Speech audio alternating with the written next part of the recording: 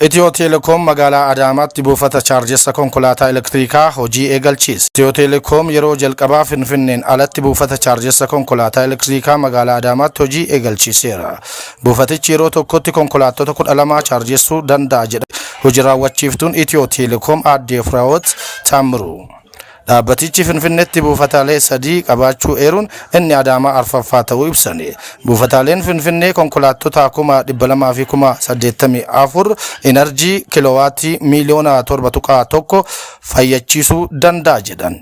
Dambiin ijaarsaa seeraan alaa dambiin boodaa sharafama tokko malee yeroo jedhametti qulqullinaan hojiitti hiikamuu qaba jedhame. Bulchiinsa magaalaa Shaashamaneetti dambii ijaarsa seeraan alaa dambiin boodaa lafa magaalaa naannoo Oromiyaa sirna qabsiisuuf bahe lakkoofsa 259 muraa 2018 ragga'ee gadi bu'ee hojiitti hiikuuf hooggantoota sadarkaan jiran waliin mariin gaggeeffamuun dambichi sonaan hojiitti akka hiikamuuf kallattiin kaa'ame. Dambiin kun ijaarsi seeraan alaa staandardii magaalichaa isa xiqqaa 105 galmaa'uun akkaataa pilaanii magaalichaatiin dambii bara 2005 asitti bahe giddu galeeffachuun kaffaltii liiziitiin gatii mootummaan irraa barbaadu erga kaffale booda qabiyyeen kan hojjetamu akka ta'e ibsameera.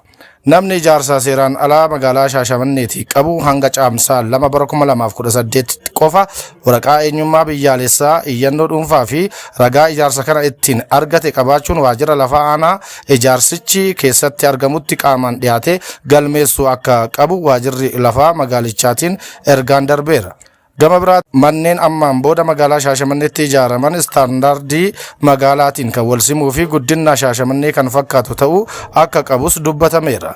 Kantiibaan bulchiinsa magaalaa Shaashamannee obbo Adaanaa Takla Goorgis Jaldoo rakkoo ijaarsa seeraan alaa ture maqsuun misoomaa fi guddina Shaashamannee ariifachiisuuf dambiin kun murteessaa ta'uu kaasanii karoora keenya galmaan ga'uuf misooma magaalattii saffisiisuuf namni kamuu dambii gubbaa darbe sirriitti dubbisee hubannoo gahaa qabaachuun hawaasas hubachiisee hojii irra oolmaa isaaf tumsuu akka qabu dhaamaniiru. Jeneraalonni olaanoon Ameerikaa 5 sa'aatii 24 keessatti hojiirra ari'aman. Ministeerri ittisa Ameerikaa yookiin Peentaagoon raafama waraanaa kanaan dura hin argamne keessa jiraachuun himame. Ministeerri raayyaa ittisa biyyaa Pete Heges sa'aatii 24 darban keessatti jeneraalota olaanoo 5 akeekkachiisa malee aangoo isaanii irraa kaasaniiru. Kanneen keessaa hoogganaa olaanaan jeneraal Raandi Joorj kan beekaman yoo ta'u hatattamaan soorama akka bahan ajajameera. Jeneraal Raand Joorj hanga bara 2027tti bakka isaaniitti turu jedhamee eeggamus haala hin eeggamneen waggaa tokkoo fi walakkaa ol dursanii soorama bahuuf dirqamaniiru. Qondaalli olaanaan biraa tarkaanfii waraanaa wal fakkaatuun kan miidhamu itti aanaa dura taa'aa hooggantoota waraanaa waliin jeneraal James Mingus dha. Jeneraal Mingus bakka bu'uun jeneraal Christopher Lenevi ture.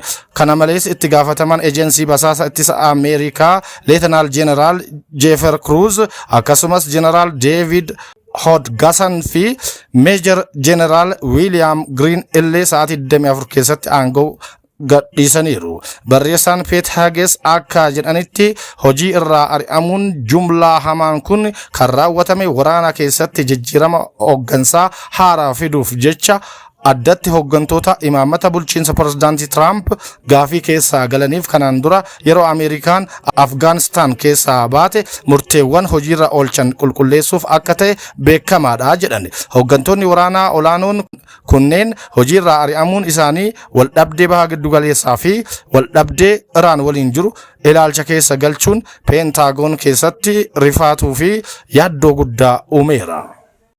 Iraan jeetii waraana Ameerikaa F-15 jedhamu samiirraa kuffiste. Samiirraa kuffisutu dhagahame. Jeetii waraanaa kun kibba Iraanitti rukutamee kufuu Anaadol ragaa aksiyoon wabeeffachuun gabaaseera. Balichaan booda hojii lubbuu baraaruu hojjetamaa jiraachuu ibsame. Balaliftoonni jeetii keessa turan 2 keessaa tokko lubbuun ooluu yoo mirkanaa'u tokko garuu maalirra akka jiru hanga ammaatti hin baramne. Miidiyaalee mootummaa Iraan humni waraana biyyattii Israa'ik eegii jedhamu jeetii kana rukutuun kuffisuu suuraan deeggaranii gabaasaa turan. Raayyaan ittisa Ameerikaa hanga ammaatti homaa hin jenne. BBC fi miidiyaaleen biroo jeettiin waraana Ameerikaa F-15 jedhamu samiirraa rukutamee kufuu mirkaneessaniiru. Taateen kun kan uumame Barii pirezidaantiin Ameerikaa Doonaald Tiraamp xiyyaaronni waraana Ameerikaa sodaa tokko malee samii Iraan irra balali'aa jiru. Iraan homaa gochuu hin dandeessu erga jedhaniin booda kan ta'edha. Dooniin Faransaay yeroo jalqabaaf ulaa Hormuz keessa dabarte. Erga waraanni baha giddu galeessaa eegalee dooniin Faransaay yeroo jalqabaaf ulaa Hormuz keessa qaxxaamuruutu himame. Dooniin Faransaay qabeenyummaan ishee dhaabbata doonii Faransaay CMA jedhamu kan taate yeroo jalqabaaf ulaa Hormuz keessa qaxxaamuruun ibsameera. Doonittiin wayitaa daangaa bulchiinsa Iraan seentu qabeenya Faransaay ta'uu ishee dura humna galaanaa Iraaniif himamu AFP fi Reuters ragaa tiraafika galaanaa wabeeffachuun gabaasaniiru.